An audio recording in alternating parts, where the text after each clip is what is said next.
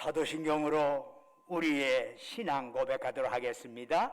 나는 전능하신 아버지 하나님 전지의 창조주를 믿습니다. 나는 그의 유일하신 아들 우리 주 예수 그리스도를 믿습니다.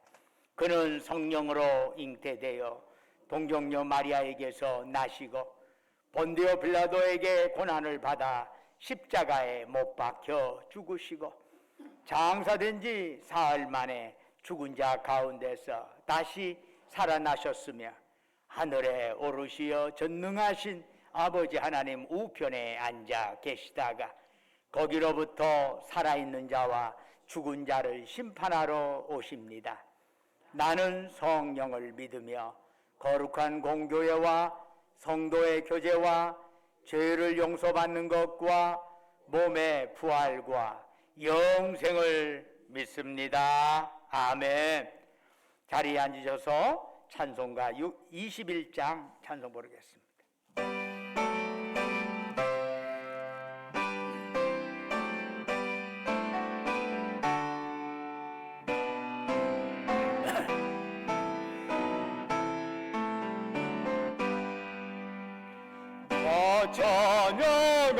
찬양하여라 전능왕 창조의 주께 내어나 주 찬양 평강과 구원의 주님 성도들아 주 앞에 이제 나와 즐겁게 찬양하여라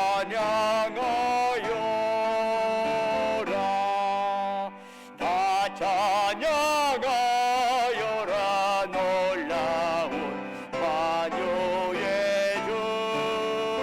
주께 포근한 날개미 늘 품어주시는 주님 성도들아 주님의 뜻 아래서 내 소원 다 이루리라 다 찬양하여라 온몸과 마음을 바쳐 이 세상 만물이 주 앞에 하나와 찬양 성도들아 기쁘게 소리 높여 영원히 찬양하여라. 아멘. 예배를 이어서 송영록 장로님 나오셔서 기도하시겠습니다.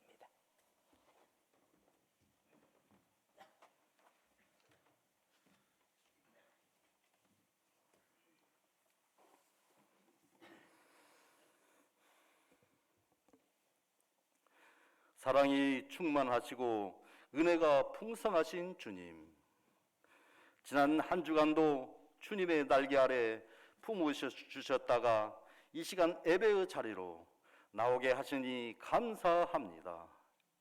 지난 주간을 돌아보며 우리의 잘못된 모습을 회개합니다. 주님께서 허락하신 시간과 물질, 건강을 주님을 위해 사용하지 못할 때가 많았습니다. 세상 일에 분주하여 영혼을 돌보는 일에는 소홀히 했음을 고백합니다. 용서하여 주옵소서. 주님, 주님의 마음이 있는 곳에 저희들의 마음이 있기를 원합니다. 저희들의 무관심과 악한 마음들 용서해 주시고 주님의 마음이 있는 곳에 저희들이 마음이 향할 수 있도록 도와주시옵소서. 이 시간 드리는 예배를 통하여 우리의 몸과 마음이 주님께만 집중하게 도와주시옵소서. 주님, 우리 나라를 위해 기도하오니 긍휼을 베풀어 주시옵소서. 특별히 대통령과 정치 지도자들, 한국 교회 지도자들에게 정직한 영을 내려주시고 공의와 정의가 강같이 흐르도록 다스려 주옵소서. 또한 하나님을 경외하고 국민을 섬기는 큰 통력과 지혜의 능력을 허락하셔서 소통이 활발히 이루어지며 뜨거운 가슴을 열고 국민들이 함께 웃고 울 수 있는 사람답게 사는 사유가 되게 인도하옵소서. 그리하여 지역과 계층, 인연 가는 갈등을 풀고 화해와 포용으로 서로를 존중히 여기며 섬기는 사유가 되도록 이끄시옵소서. 교회의 머리가 되시는 주님, 주님께서 세우신 우리 교회가 이 땅의 빛과 소금의 역할을 잘 감당할 수 있도록 인도하여 주옵소서. 교회가 성령으로 충만하여 사랑이 넘치며 날마다 말씀으로 새로워지게 하옵소서. 어려운 때일수록 눈을 들어 주님을 바라보게 하시고 말씀과 기도로 승리하는 삶을 허락하여 주옵소서. 영원하신 하나님을 섬기고 예배하는 가운데 모든 문제가 해결되게 하옵소서. 또한 마음을 새롭게 함으로 변화를 받아 하나님의 선하시고 기뻐하시고 온전하신 뜻을 이루는 저희 모두가 되게 하여 주옵소서. 사랑이 많으신 주님, 오늘 우리 교회에서 정교인 단합대회를 합니다. 주님께서 함께 하시어 서로 도우며 속회와 지체들이 하나 되어 주님께 영광 드리는 하루가 되게 하옵소서.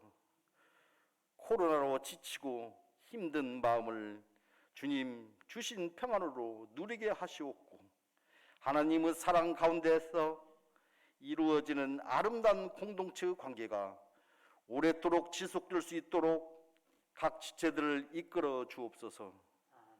준비하고 수고하는 손길들을 기억하여 주시고 크신 은혜와 축복을 내려 주옵소서. 주님, 다음 세대를 위해 기도합니다. 세속화된 세상 속에서 믿음을 지키기 어려운 요즘, 다니엘처럼 순수하게 하나님을 바라보는 청년들이 많아지게 하시고 어렵고 힘든 상황에서도 예수님의 이름을 버리지 아니하며 오직 하나님을 영화롭게 하는 믿음의 용사들이 더욱 많아지게 하여 주시옵소서. 그리하여 다시 한번 이 땅 가운데 부흥의 불길이 타오르게 하여 주시옵소서. 여호와 라파, 치료의 주님, 질병으로 고통받는 환우들을 치유하여 주시옵소서. 온갖 질병과 싸우면서 치료와 회복 과정을 반복해서 겪으며 고통과 두려움 속에서도 굳건히 믿음을 지키는 환우들을 긍휼히 보시고 치유와 회복의 은혜를 베풀어 주시옵소서. 믿음의 기도는 병든 자를 구원하시오니 머리 끝부터 발끝까지 하나님의 강력한 치료하는 광선을 내려 주시옵소서. 환우들이 완전히 나음을 입고 유황간에서 나온 송아지같이 뛰며 건강을 회복하여 기쁨과 소망이 넘치는 삶으로 역사하여 주시옵소서. 주님, 물질과 일터와 진로의 어려움으로 힘들어하는 이들에게도 통로를 열어주시고 코로나 속에서도 평안과 담대함으로 모든 문제들을 이겨내도록 심령과 형편을 다스려 주옵소서. 담임 목사님을 위하여 기도합니다. 영육간의 강건함으로 붙들어 주시고 하나님 말씀을 전할 때 말씀의 권능이 있게 하셔서 듣는 모두가 하나님의 임재를 느끼며 은혜 받는 시간 되게 하옵소서. 오늘 또 보이지 않는 곳에서 헌신하시는 손길들을 기억하시고 아름다운 찬양을 위해 수고하는 새빛 찬양들을 축복하여 주시고 은혜와 사랑으로 성도들을 지켜주시옵소서. 오늘 이 시간 주님 앞에 나와 기도하는 우리 성도들의 간절한 기도를 하늘 문을 열어 응답하여 주시고 축복 내려 주시기를 간절히 바라며 사랑 많으신 우리 주 예수 그리스도 이름으로 기도합니다. 아멘.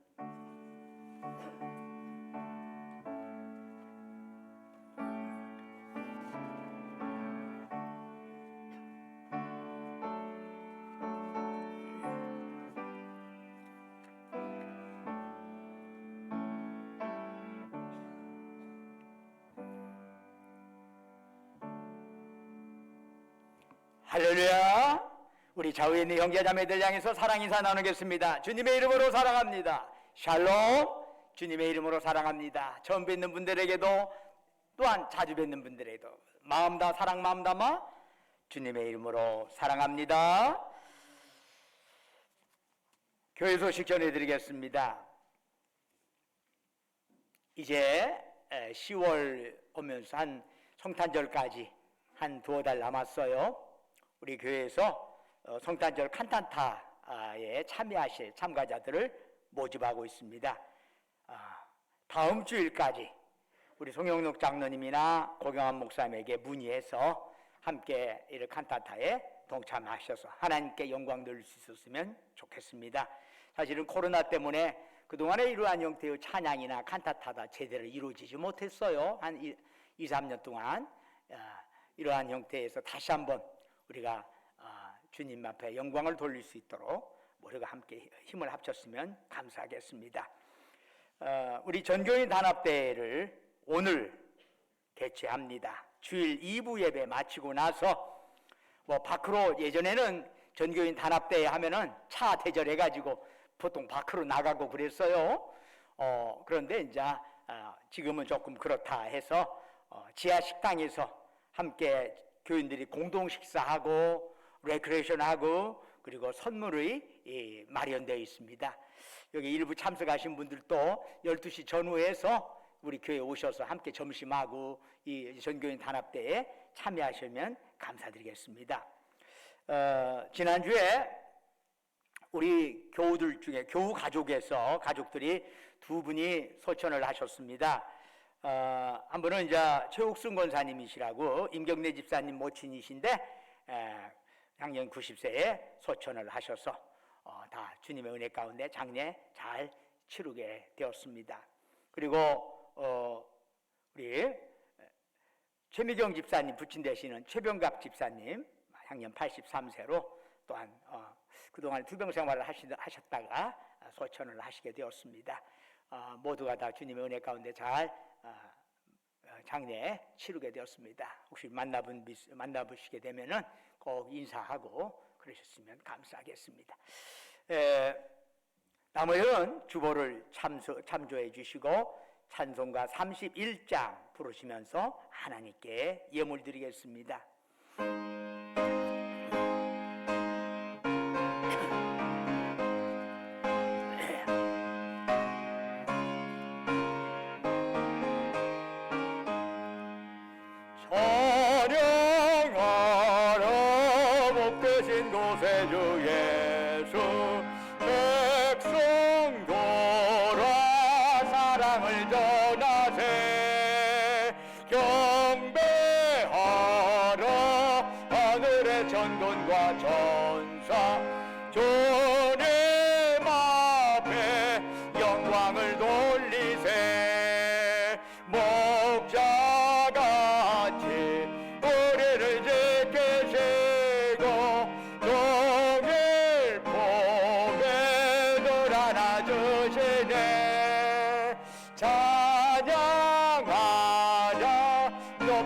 권세를 찬양 찬양 찬양 영원히 들이세 찬양하라 복되신 곳에 주 예수 오래되신 주님을 당했네 구주 예수 영 영원한 구원의 소망 경배하며 겸손히 절하세 찬양하라 우리 제 제신 예수 그의 사랑 한없이 크셔라 찬양하라 높으신 권세를 찬양 찬양 찬양 영원히 돌이세 찬양하라 복되신 구세주 예수 천사들아 즐겁게 찬양해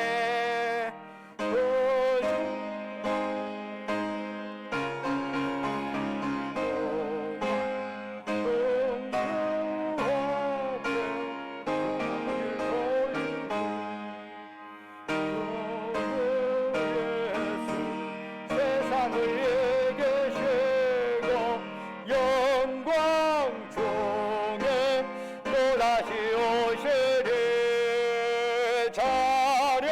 찬양하라 높으신 권세를 찬양 찬양 찬양 영원히 도리세 아멘. 추가 말씀드리겠습니다. 임경래 집사님 모친 장례식 마치고 함께 기도해 주시고 찾아와신 모든 분들께 감사를 드리면서 우리 교우들에게 떡을 하나씩 준비했다고 합니다. 나가시면서 떡을 하나 받아가시면 감사하며 받아가시면 되겠습니다. 기도하겠습니다. 은혜와 사랑이 충만하신 아버지 하나님, 거룩한 성의를 저희들에게 허락하시고 이 아침 주님 전에 나와서 이처럼 예배드릴 수 있도록 저희들의 몸과 마음을 이곳으로 지금까지 보살피시고 인도하신 주님, 이 시간 저희들 주님을 앙망하면서 우리의 마음과 뜻과 정성과 힘을 다하여 주님께 예배드리오니 오직 주님만이 우리가 드리는 찬양, 영광 홀로 받으시옵소서. 아버지 하나님, 참으로 저희들이 드린 예배가 하나님께는 영광이요 예배드리는 우리 모두에게 은혜와 기쁨의 자리가 되게 하여 주옵소서. 사탄막이 틈타지 못하게 하시고 사모하는 심령마다 성령으로 충만하게 역사하여 주셔서 예배를 통해서 우리의 영역이 강건해지게 하옵시고 예배를 통해서 얽히고 설킨 문제가 해결받는 역사가 일어나게 하옵소서. 지난 한 주간도 주님의 은혜 안에 살게 하셨다가 오늘 거룩한 성일 맞이하여 주 앞에 나올 때 우리의 정성을 담아 소중한 물질 주께 바치게 하심 감사를 드립니다. 우리에게 향하신 주님의 그 사랑, 그 은총 생각하면서 예물 드려오니 주여 받으시고 바치는 심령 후에 큰 복을 내려 주옵소서. 11조로 주께 바칩니다. 범사에 감사해서 범사 감사한금 드립니다. 우리의 삶의 여정 곳곳에 하나님의 손길 기억하면서 각가지 제목으로 특별 감사한금 드립니다. 매주마다 주님과 약주했던 주정금 바칩니다. 너희는 땅끝까지 가서 내 증인 되어라 주의 말씀 가슴에 새기면서 우리가 몸으로 나아갈 수 없지만 보내는 선교사 역할 감당하기 위하여 해외 선교금, 국내 선교금 드리옵니다. 또한 우리 주변의 어려운 이웃들을 생각하면서 긍휼의 마음 담아 사랑 나눔 헌금 바칩니다. 그 밖에 각자의 처지와 형편에 따라 아버지 하나님께 서원하며 간구하며 예물 드리오니 그들의 기도에 제목 귀 기울이시고 응답하여 주시옵소서. 아버지 하나님, 특별히 우리 교회 여러 또한 그 건축을 위한 또한 수선을 위한 주님 앞에 시설 목적 헌금 바치는 자우에게도 하늘의 복으로 가득 채우시옵소서. 아버지 하나님, 원하옵건 그 밖에 또한 꽃으로 목소리로 몸으로 여러 형태로 이름도 없이 빛도 없이 주님 앞에 헌신하고 헌물하는 그들을 기억하시고 그 헌물 받으시고 그 섬김 받으시고 하늘 상급으로 가득 채워 주시옵소서. 아버지 하나님, 원하옵건대 예물 쓰이는 곳곳마다 오직 복음의 역사가 나타나게 하시고 주님 영광만 크게 드러나게 하옵소서. 우리가 이 세상 살아갈 때 물질이 없어 고통당하지 않게 하시고 행여 물질로 인하여 교만하지도 않게 하시옵소서. 주님 주신 물질, 생명, 건강, 은사, 시간 가지고 주께서 우리 영혼 다시 부르시는 그날까지 하나님께 죽도록 충성하며 이웃을 섬기며 나누며 살아가게 하옵소서. 우리 주 예수 그리스도의 이름으로 간절히 기도드립니다. 아멘. 오늘 우리에게 주시는 하나님의 말씀은 느헤미야 22장 27절부터 43절까지의 말씀이 되겠습니다. 구약성경 745쪽입니다. 12장 27절부터 43절까지 저와 여러분이 한 절씩 교독하도록 하겠습니다. 12장 27절입니다. 예루살렘 성벽을 봉헌하게 되니 각 지역에서 레위 사람들을 찾아 예루살렘으로 데려다가 감사하며 노래하며 재금을 치며 비파와 수금을 타며 즐거이 봉헌식을 행하려 하며 이에 노래하는 자들이 예루살렘 사방들과 느도바 사람의 마을에서 모여들고 또 백길갈과 게바와 아스마벳들에서 모여들었으니 이 노래하는 자들은 자기들을 위하여 예루살렘 사방의 마을들을 이루었습니다. 지상들과 레위 사람들이 몸을 정결하게 하고 또 백성과 성문과 성벽을 정결하게 하니라. 이에 내가 유대의 방백들을 성벽 위에 오르게 하고 또 감사 찬송하는 자의 큰 무리를 둘로 나누어 성벽 위로 대오를 지어 가게 하였는데 한 무리는 오른쪽으로 분문을 향하여 가게 하니 그들의 뒤를 따르는 자는 호세아와 유다 지도의 절반이요 또 아사랴와 에스라와 무술람과 유다와 베냐민과 스마야와 에리미야이며 또 제사장들의 자손 몇 사람이 나팔을 잡았으니 요나단의 아들 스마야의 손자 마따냐의 증손 미가의 현손 삭굴의 5대손 아삽의 6대손 스가랴와 그의 형제인 스마야와 아사렐과 밀랄레와 길레라와 마에와 느다넬과 유다와 하나니라 다 하나님의 사람 다윗의 악기를 잡았고 학사 에스라가 앞서서 샘문으로 전진하여 성벽으로 올라가는 곳에 이르러 다윗성의 층계로 올라가서 다윗의 궁 윗길에서 동쪽으로 향하여 숭운에 이르렀고 감사 찬송하는 다른 무리는 왼쪽으로 행진하는데 내가 백성의 그들을 따라 성벽 위로 가서 화덕 망대 윗길로 성벽 넓은 곳에 이르고 에브라임 문 위로 옛문과 어문과 하나넬 망대와 함메아 망대를 지나 양문에 이르러 가목문에 멈춤에 감사 찬송하는 두 무리가 하나님의 전에 섰고 또 나와 민장의 절반도 함께하였고 제사장 엘리야김과 마세야와 미냐민과 미가야와 엘류에네와 드가랴와 하나냐는 다 나팔을 잡았고 또 마세야와 스마야와 엘르아살과 우시와 여하난과 말기야와 엘람과 에셀이 함께 있으며 노래하는 자는 크게 찬송하였는데 그 감동은 예스라이야라. 이날의 무리가 큰 제사를 드리고 심히 즐거워하였으니 이는 하나님의 크게 즐거워하게 우리 함께 읽겠습니다. 이날의 43절 이날의 큰 무리가 큰 제사를 드리고 심히 즐거워하였으니 이는 하나님이 크게 즐거워하게 하셨습니다. 부녀와 어린아이도 즐거워하였으므로 예루살렘이 즐거워하는 소리가 멀리 들렸느니라. 아멘. 오늘 예배에 참여한 여러분 모두에게 하나님의 놀라운 평강과 축복이 함께하기를 주의 이름으로 축원합니다. 예루살렘 성벽 공사가 주전 445년 정도에서 마무리가 되었어요.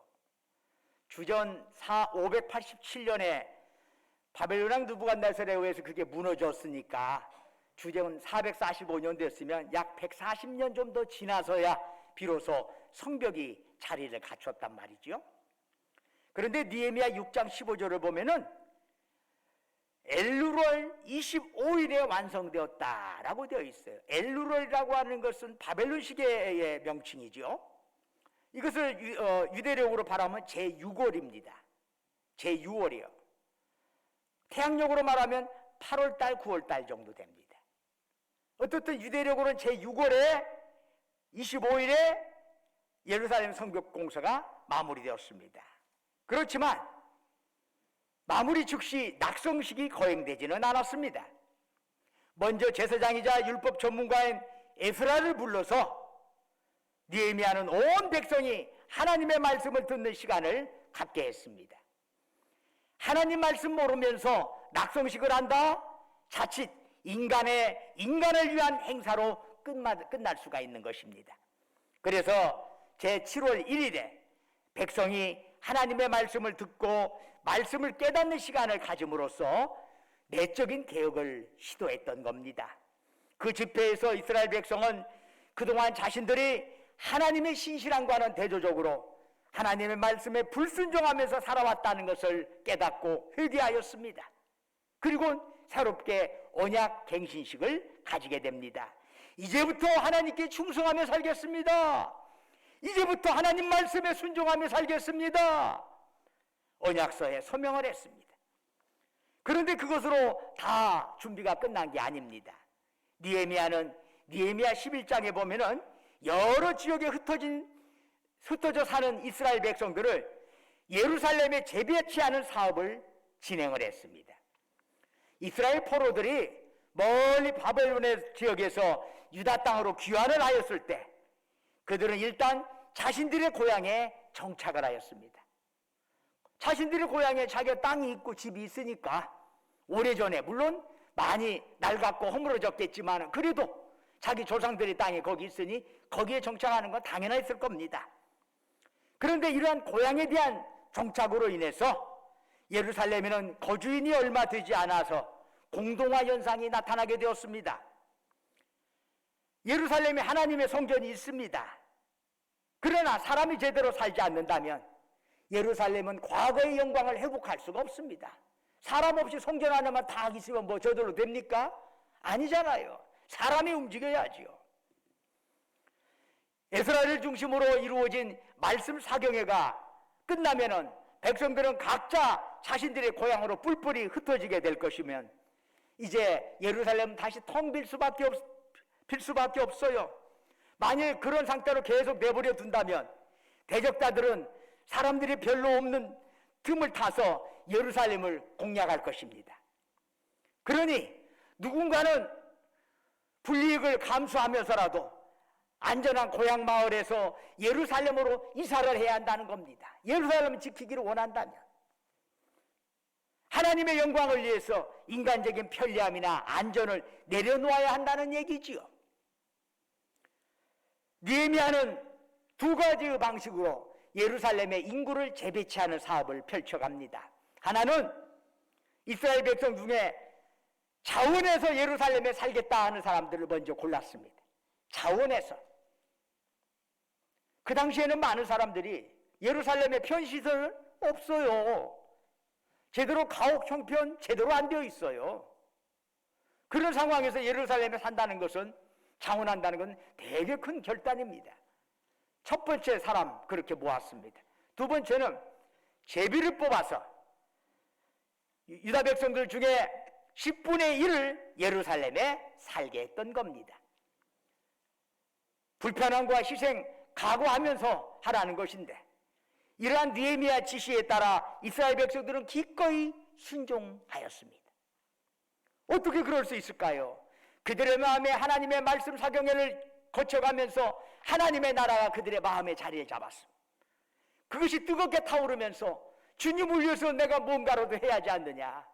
말로만 주님하고 의논하지 말고 그냥 입으로만 주님을 의논하지 말고 내 몸과 물질로 그렇게 하나님께 영광을 돌려야 하지 않느냐. 이렇게 생각을 했던 거죠. 성벽 재건 직후 말씀을 통한 회개운동이 있었습니다. 언약갱신이 있었습니다. 인구의 재배치 사업이 있었습니다. 이게 마무리되면서 느헤미야는 본격적으로 성벽 봉헌식을 거행하게 됩니다. 이것이 기록된 느헤미야 12장은 에스라 느헤미야서 전체를 통해서 가장 감격적인 장면이라 할 수 있습니다. 성벽 봉헌을 향한 힘찬 행진이 있었고 감사와 찬양의 소리가 멀리서 들릴 정도로 울려 퍼졌습니다. 그런데 왜 이런 봉헌식을 느헤미야는 기획했을까요? 이제 예루살렘에는 성전이 있습니다. 성전을 보호할 성벽과 성문도 제대로 만들어졌습니다. 예루살렘 성읍에 살 거주민들도 확보되었습니다. 그러면 공동체는 그것으로 다 된 것 아닐까요? 아닙니다. 예루살렘은 무엇보다도 하나님을 섬기는 성읍이 되어야 했던 것이지요. 예배 공동체가 되어야 하는 겁니다. 그냥 사람이 사는 것이 아니라 하나님께 영광을 돌리는 그런 공동체가 되어야 하는 거지요. 이를 위하여 느헤미야는 성벽 봉헌을 위해서 독특한 예배 순서를 마련했습니다. 봉헌식은 지도자들과 찬송하는 자들이 성벽 위로 올라가서 두 행렬로 나누어 가지고 서로 반대되는 방향으로 성벽을 쭉 도는 식으로 시작이 되었습니다. 아마 출발 지점은 느헤미야가 총독으로 부임하면서 몰래 성벽의 파괴 정도를 관찰하기 위하여 첫 번째 경로로 삼았던 성벽 남서쪽 골짜기 문이었을 겁니다. 그래서 남서쪽 골짜기 문에서 시작해서 쭉 해서 그 목적지는 북동쪽에 있는 성전 입구까지입니다. 이곳에서 서로 반대되는 방향으로 성벽 위를 걸었던 두 그룹이 만나서 드디어 성전에서 제물을 바침으로써 봉헌 예배는 절정에 달하게 됩니다. 그러면 왜 느헤미야는 이런 성벽 봉헌식을 계획했을까요? 그냥 성전에서 만나 레인들에게 찬송 부르게 하고 하나님께 제물 바치고 그리고 나서 이상 끝 하면서 백성들을 집으로 돌려보내면 될 터인데 뭐 이렇게 장황하게 성벽 위를 걷게 하고 나서 봉헌 예배를 드린 이유가 뭘까요?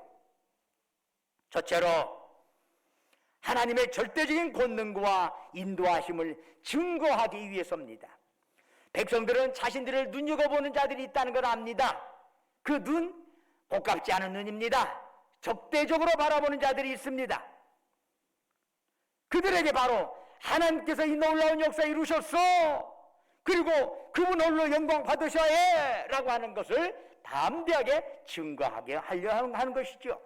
처음 성벽 재건이 시작되었을 때 대적들은 성벽이 튼튼하지 못해 여우가 올라가도 무너질 것이다 조롱했습니다.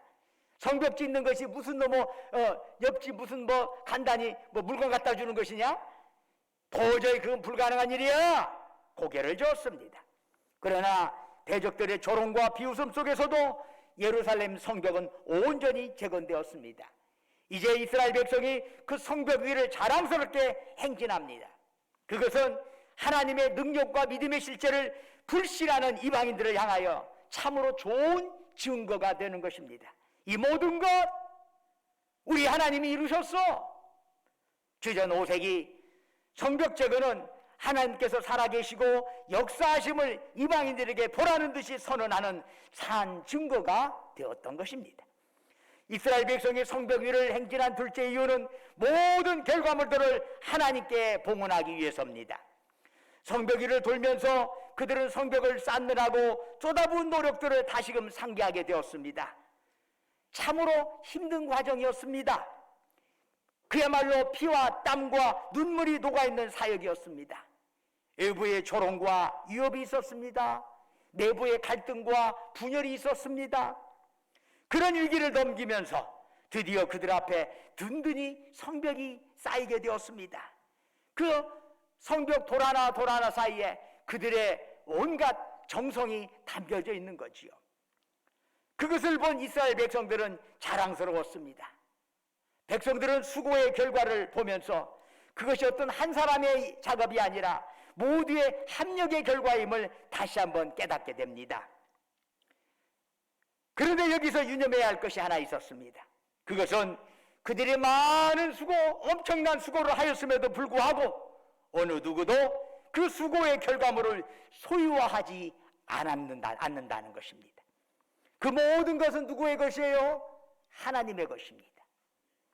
성벽 봉헌식은 이 결과물은 우리의 것이 아니요, 우리가 수고했지만 우리의 것이 아니요 오직 하나님의 것이라는 것을 천명하는 예식이라고 할 수 있습니다. 종종 교회단 건축하고 나서 교회가 큰 시험에 드는 경우를 보게 됩니다. 교회 잘 지어놓고 건물 지어놓고 나서 드디어 그 안에 갈등과 분열이 폭발되는 경우를 보게 됩니다. 그 안에 교회 안에 신자들이나 교회 내 기관들이 특정 권리를 주장하면서 갈등하는 경우가 적지 않아요. 나도 적지 않은 돈 헌금했어. 뭔 소리야? 나도 얼마나 몸으로 열심히 섬겼다고. 나도 헌금 얼마 했어. 그러나 우리가 얼마나 많은 노동과 돈을 교회당 건축에 투자하였든 우리에겐 교회당 어느 부분에 대해서도 자신의 권리를 주장하거나 자기를 드러낼 여지는 전혀 없어야 하는 것입니다. 이 모든 것은 하나님을 위한 것이고 하나님의 것이어야 하는 거지요. 거기에 내가 한 것이요, 내가라고 하는 주어가 들어간다면 그때부터 교회는 항상 문제가 되지요. 내가 했어. 내가 했어. 그렇게 될 때 교회는 하나님의 교회가 아니라 내 교회가 되는 것이에요. 그러므로 우리가 하나님의 것으로 바쳤다면 더 이상 자신의 흔적을 그것에서 찾으면 안 되는 것이죠. 오직 하나님의 영광만이 드러나야 하는 것입니다. 이스라엘 백성은 성벽위를 행진하면서 외쳤을 겁니다. 우리 모두가 이 일에 동참하였고 봉사하였습니다. 그러나 이제 우리는 이 모든 것을 하나님께서 홀로 영광 받으실 수 있도록 하나님께 바칩니다. 바로 이것이 봉헌식의 의미 아니겠어요? 내가 수고했지만 이제 나라고 하는 주어는 없어지고 하나님만이 남는 것. 이게 성교 봉헌식의 본래적인 목적이고 교회가 바로 그런 모습으로 항상 나아가야 하는 것입니다. 이스라엘 백성이 성벽위를 행진한 셋째 이유는 뭘까요? 하나님의 돌보심을 의뢰하기 위해서입니다. 아무리 정성을 들여 건축한 성벽이라고 할지라도 하나님께서 지켜주시지 않는다면 결코 이방인들의 공격을 막아낼 수 없습니다. 시편 127편 1절에서 시인은 이렇게 노래하지요. 여호와께서 집을 세우지 아니하시면 세우는 자의 수고가 헛되며 여호와께서 성을 지키지 아니하시면 파수꾼의 깨어있음이 헛되도다. 이스라엘 백성은 자신들의 조상들이 하나님의 도우심을 받지 못하였기에 든든한 성벽이 있었지만 결국은 멸망당했다고 하는 사실을 잘 알고 있었습니다. 그래서 그들은 어렵사리 지어진 이 성벽이 하나님의 권능의 손 아래에 있기를 기도하는 마음으로 성벽 위를 걸었던 것입니다. 자, 이제 서로 반대 방향으로 성벽으로 돌았던 두 행렬이 드디어 만났습니다.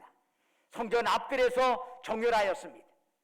성벽 봉헌식에서 가장 중요한 일은 하나님을 향하여 감사와 찬양의 예배를 드리는 것입니다. 찬양대에 찬양이 울려 퍼지면서 온갖 악기들이 그 찬양과 화음을 이루었습니다. 그들은 소리 없는 묵상 예배를 드린 것이 아니지요. 온 마음 다하여 하나님께 열정적으로 찬양을 하였습니다. 전문적인 음악가들만이 하나님을 찬양한 것이 아니랍니다. 느헤미야 12장 43절을 보면 부녀자와 어린 아이들도 그 찬양에 함께 동참한 것을 보게 됩니다. 이처럼 온 백성이 마음을 모아 하나님을 찬양할 수 있었던 것은 그들이 음악 수업을 잘 받아서가 아니랍니다. 느헤미야 8장 2절을 보면 남녀노소 할 것 없이 모두 수문학 광장 앞에서 하나님의 말씀을 들었기 때문입니다. 말씀을 듣고 말씀을 깨달았기 때문에 그 진정성을 담아서 진실로 주님을 찬양할 수가 있었던 것입니다. 우리는 느헤미야서를 통해서 성경적 신앙에 대해서 다시 한번 생각을 해보게 됩니다. 느헤미야서는 신앙생활이란 어떤 희생이나 헌신 없이 단지 성전에서 예배드리는 것만으로 전부가 아니라는 사실을 분명히 합니다. 느헤미야서를 보면 성전을 위해 이스라엘 백성은 성벽을 쌓았습니다. 많은 반대와 위협 속에서도 땀과 수고를 하였습니다. 외부의 공격에 대비하면서 무기를 들고 일을 했습니다. 필요한 물자들을 자진해서 헌물하였습니다. 자신들의 불편과 불이익을 기꺼이 감내하였습니다. 그리고 그들은 하나님의 말씀을 먹었고 하나님께 찬양을 드렸습니다. 이런 일련의 내용은 우리가 신앙생활을 할 때 물질적인 것과 영적인 것이 함께할 때만이 아름다운 것이라고 하는 것을 우리에게 보여주고 있습니다. 여러분, 성경 어디에서도 하나님을 향한 섬김의 영적인 것과 물질적인 것을 둘로 구분하는 이분법은 존재하지 않습니다. 신앙은 물질적인 것과 영적인 것, 이 양면이 아우를 때만이 건강한 것이 될 수 있습니다. 만일 영적인 것이 물질적인 것으로 통해서 표현되지 않는다면, 그래서 나는 하나님을 열심히 믿어, 난 하나님을 사랑해. 하나님의 구원을 정말 사모하고 그 확신해. 라고 외치지만은 정작 물질 바치는 것에 대해서는 망설이고 거리끼게 된다면 그것은 전혀 영적인 것이 아닐 수 있습니다. 자기 혼자만의 영적일 수 있지만 하나님 보기에는 전혀 영적인 것이 아니라 자기의 욕심의 또 하나의 것들을 숨겨놓은 형태의 삶이 될 수 있습니다. 마찬가지로 만일 물질적인 것을 하나님께 바치면서도 하나님을 의지하여 말씀을 먹거나 진정성 있는 찬양을 드리지 못한다면 그것은 물질주의에 불과한 것입니다. 그러므로 우리의 신앙은 하나님을 영적으로 찬양하고 의지하면서 우리의 마음을 담아 하나님께 물질을 바치는 것이 당연히 옳습니다. 사랑하는 여러분, 현재 우리가 처한 우리 한국교회의 현실을 한번 살펴보겠습니다. 구한말 어려운 시대에 복음이 한반도에 전해졌습니다. 복음은 그야말로 생명수처럼 우리 민족을 일깨웠습니다. 새로운 문물을 익히는 통로가 되었고 우리 민족 정기를 일으키는 원동력이 되었습니다. 일제강점기를 거쳐 해방 이후 교회는 우리나라 경제성장과 맥을 같이 하면서 성장하였습니다. 그러다가 최근 교회는 어려움에 봉착하게 되었습니다. 정치 판도에 뛰어들었던 교회 지도자들로 인하여 교회는 신뢰를 많이 잃게 되었습니다. 또한 교회가 복음의 본질을 놓치고 세속주의, 물질주의에 빠져들면서 교회는 더욱더 혼탁하게 되고 말았습니다. 그러면서 코로나를 맞이하였고 그것이 한 계기가 되어서 적지 않은 사람들이 교회를 떠났습니다. 이런 상황에서 우리는 어떻게 다시금 주님의 영광을 높이며 복음을 전파할 수 있을까요? 먼저 믿은 자들이 신앙의 본 모습을 제대로 보여주어야 하지 않겠습니까? 영적으로, 물질적으로 주님께 헌신하면서 다시 한번 교회가 교회됨을 세상에 드러내야 하지 않겠습니까? 이스라엘 백성은 성벽 봉헌신을 하면서 큰 소리로 찬양했습니다. 그 소리가 어찌나 컸는지 그 즐거워하는 소리가 멀리까지 들렸다고 합니다. 그렇습니다. 교회는 주님의 능력과 약속의 소망을 가지고 다시금 외쳐야 합니다. 2000년 동안 교회가 상승곡성만 걷고 지금까지 온 거 절대 아닙니다. 항상 오르락 내리락 저 바닥의 절망의 나락에 떨어진 적도 얼마든지 있었습니다. 그러나 주님은 우리의 손을 붙잡으셔서 다시금 일으켜 세워서 지금까지 이르게 하셨습니다. 사랑하는 여러분, 어떤 상황에서도 굴하지 않고 우리 안에 살아계신 주님 안에 감사하면서 기뻐하시기를 주의 이름으로 축원합니다. 다시 한번 주님의 약속 바라보면서 어떤 상황에서 나와 함께 하시고 어떤 상황에서 약속 이루어주시는 주님의 그 놀라운 역사가 우리 전주신광교회 위에 그리고 여러분 위에 함께 하시기를 주의 이름으로 축원합니다. 기도하겠습니다. 은혜와 사랑이 충만하신 아버지 하나님, 저희들의 삶이 세상의 물질질 속에 함몰되지 않게 하시옵고 복음의 본질 다시 한번 붙잡고 진정성 있는 마음으로 하나님 앞에 찬양과 감사를 드리는 삶이 되게 하여 주옵소서.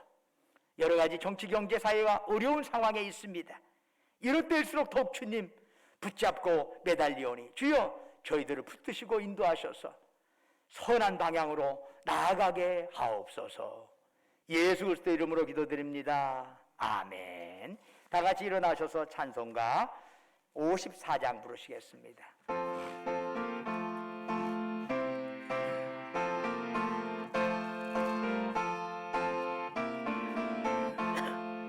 주여 복을 구하오니 전에 가게 하시고 사람마다 전에로 예게 들어가시고